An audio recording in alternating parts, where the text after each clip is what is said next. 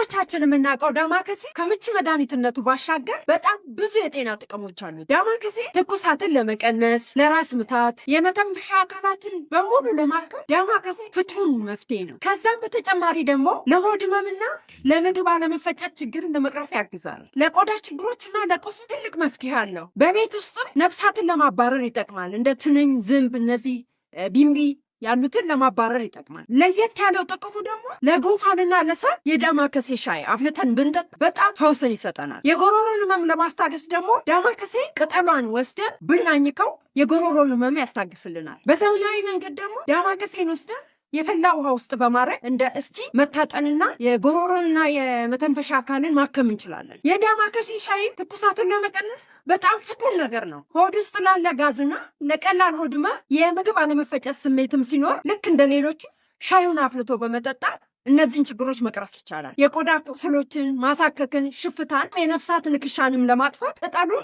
አድርጎ ውሃውን በመጭመቅ በመቀባትና ማጥፋት ይቻላል። ነፍሳትን፣ እነዚህን ዝንብን፣ ቢንቢን፣ ትንኞችን ለማባረር በውሃ ውስጥ አድርጎ ቤት ውስጥ በእቃ ላይ በማስቀመጥ እነዚህን ማባረር ይቻላል። ልክ እንደ ኤር ፍሬሽነር ቤታችን ውስጥ ማስቀመጥ እንችላለን። በቀላሉ የምናገኘውን ዳማከሴ ተጠቀሙት። በጣም ብዙ የጤና ጥቅሞች አሉትና ቪዲዮዎቼ እንዲደርሳችሁ ላይክ ማድረግ አትርሱ። አመሰግናለሁ።